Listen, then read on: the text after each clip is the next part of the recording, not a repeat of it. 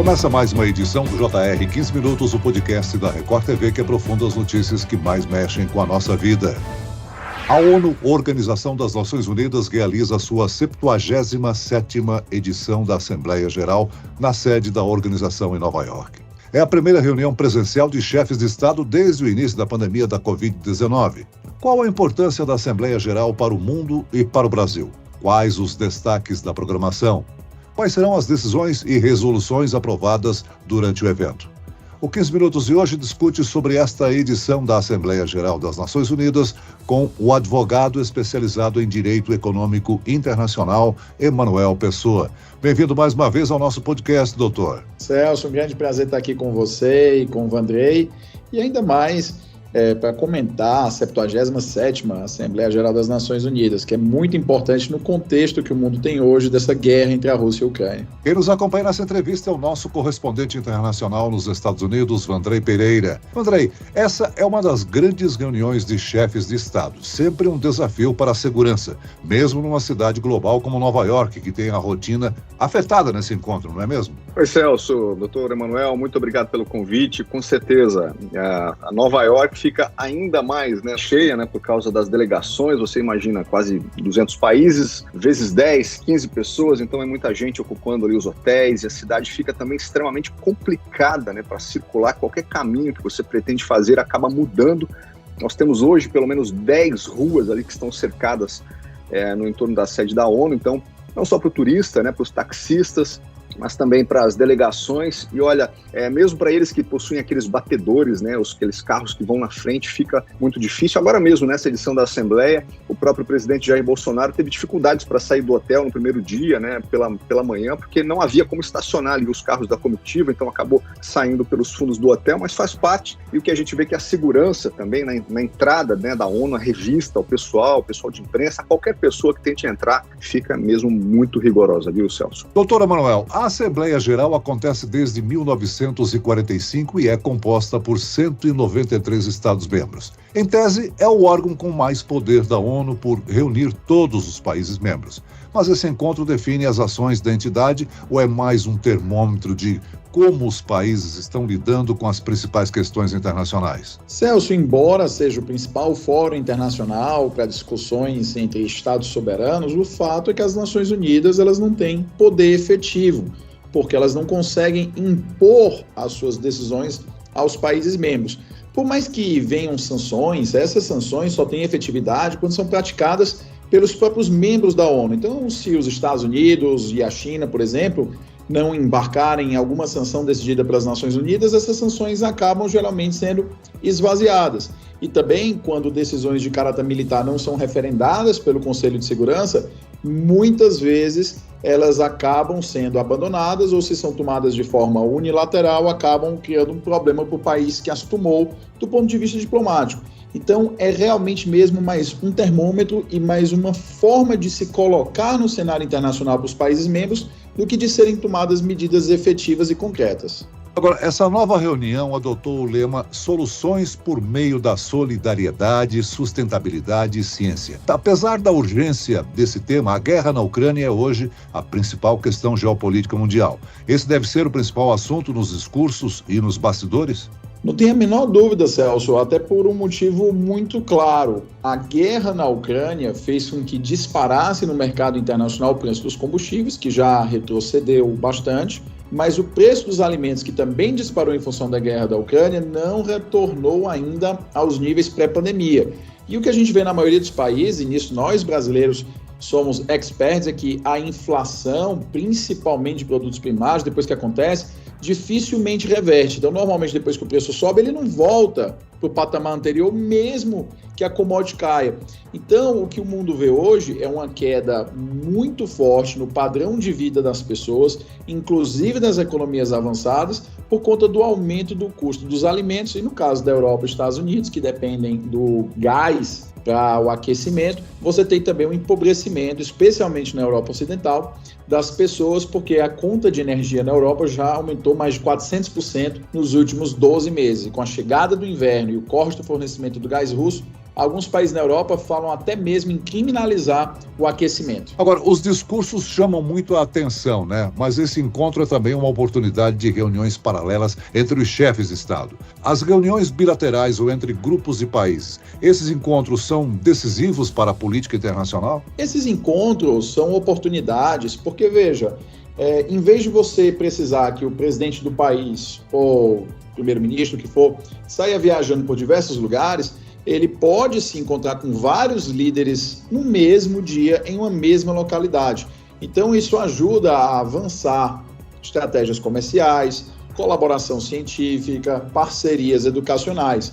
Contudo, neste caso da presente Assembleia Geral, não deve se avançar de forma tão decisiva, porque a questão da guerra da Rússia com a Ucrânia é dominante e a maioria dos países não quer se meter na questão de impor sanções à Rússia, porque ou importam petróleo russo ou porque não querem causar uma celeuma interna em seus países se posicionando em temas que já os afetam do ponto de vista da inflação. Então, por exemplo, a Índia, embora o primeiro-ministro da Índia tenha recentemente falado na frente do Putin que não era momento de guerra, a Índia não faz críticas internacionais severas à invasão, estão comprando petróleo da Rússia. Se você for na Ásia, de forma geral, os países asiáticos não se manifestam, porque eles não querem ter problemas com o fornecimento de petróleo, nem se arriscarem a se indisporem com a China, caso a China prossiga esse apoio meio velado que ela está dando à Rússia. Professor Emanuel, retomando essa questão colocada, no lema da reunião, a ONU procura trazer para o palco principal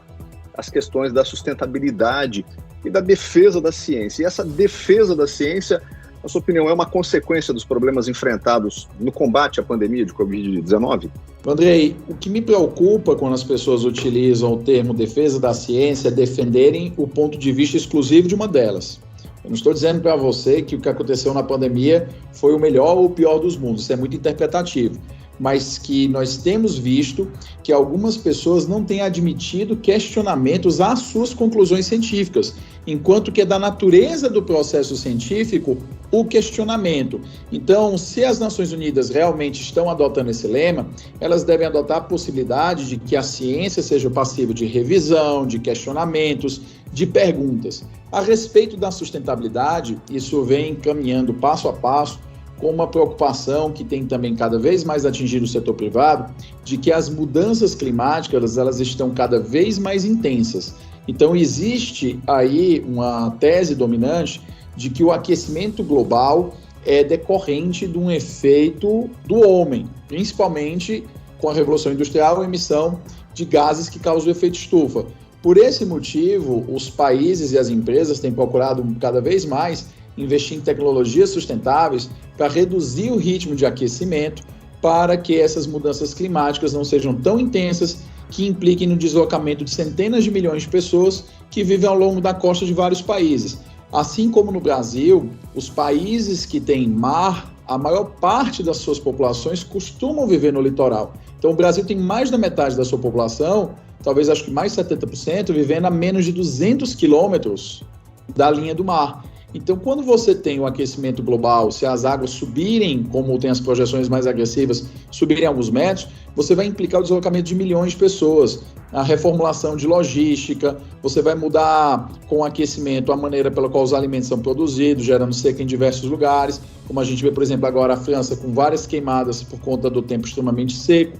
Então, essa mudança abrupta ela é muito cara, muito custosa, tanto do ponto de vista financeiro quanto do ponto de vista humano. Daí esse foco das Nações Unidas. É sempre complicado porque os países não conseguem assumir sozinhos, esse compromisso de trabalhar o combate às mudanças climáticas, Celso? Sem dúvida, Andrei. Esse encontro tem uma programação padrão, O Brasil é sempre o primeiro a abrir os pronunciamentos dos chefes de Estado. É bom a gente explicar para o nosso ouvinte como é que surgiu essa tradição e por quê. Celso, tem várias teses e várias teorias. Algumas pessoas dizem que é o prêmio de consolação do Brasil não ter entrado para o grupo permanente dos membros do Conselho de Segurança.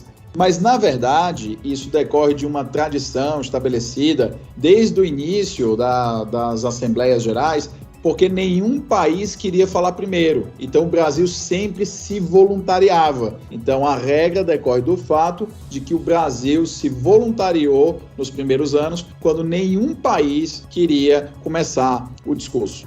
A mudança na Inglaterra também deve ser discutida entre os chefes de Estado? Na verdade, Celso, a mudança de rei na Inglaterra é mais uma questão cerimonial e uma questão da estabilidade britânica, porque embora a falecida Rainha Elizabeth II seja uma pessoa de grande importância no cenário internacional, o fato é que ela não tomava decisões de política, ela não tinha poderes de governo. Ela era chefe de Estado, mas não chefe de governo.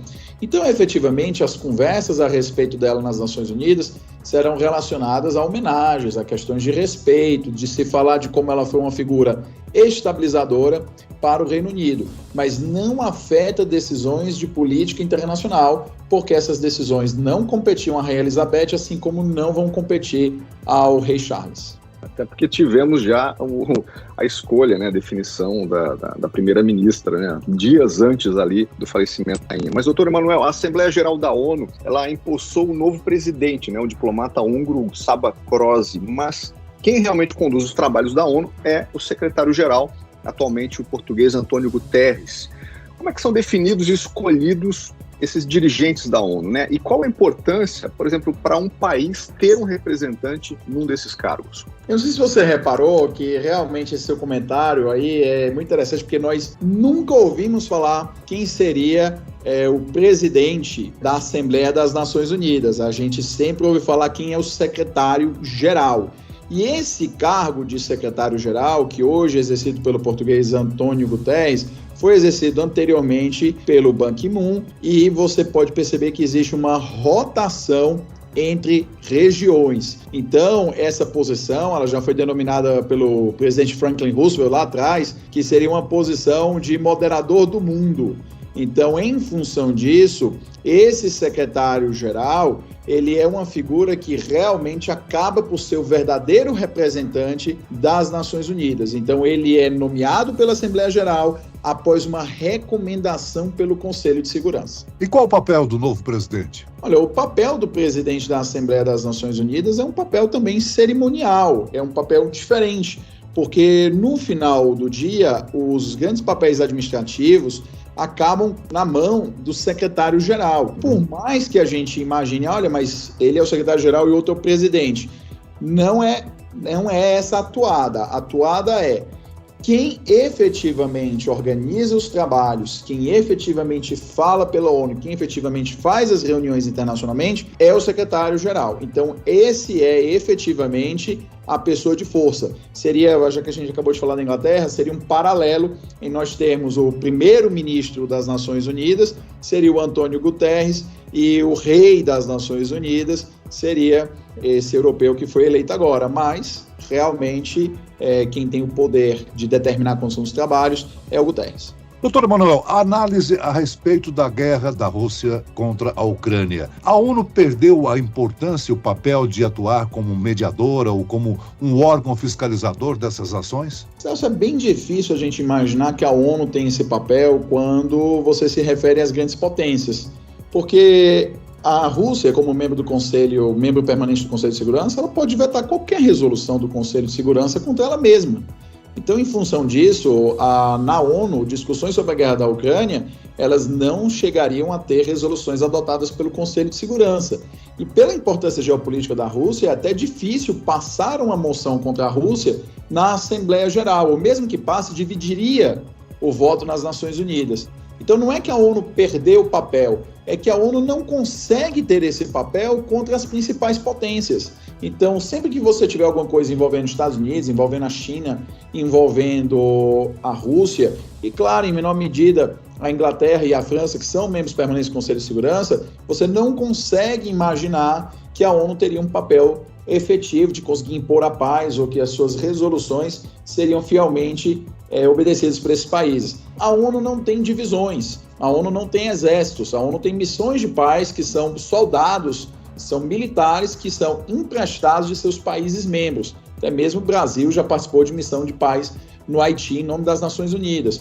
Por esse motivo, não existe aí a menor possibilidade de você imaginar que alguém iria fornecer tropas para fazer uma intervenção na Rússia ou para mandar tropas das Nações Unidas para a Ucrânia. E é por isso que não é uma questão de perder a relevância, é que jamais, em uma situação como essa, nós conseguiríamos imaginar, com o desenho institucional das Nações Unidas, que ela tomaria alguma medida prática militar concreta contra a Rússia ou qualquer outro membro do Conselho de Segurança com assento permanente. Muito bem, nós chegamos ao fim desta edição do 15 Minutos. Eu quero aqui agradecer a participação e as informações objetivas e esclarecedoras do advogado especializado em Direito Econômico Internacional, Dr. Emanuel Pessoa. Muito obrigado, doutor. Celso, muito obrigado a você, Vandrei, e a todo mundo que está aí ouvindo a gente. E agradeço também a presença do jornalista da Record TV, Vandrei Pereira. Vandrei? Eu que agradeço, Celso. Muito obrigado mesmo.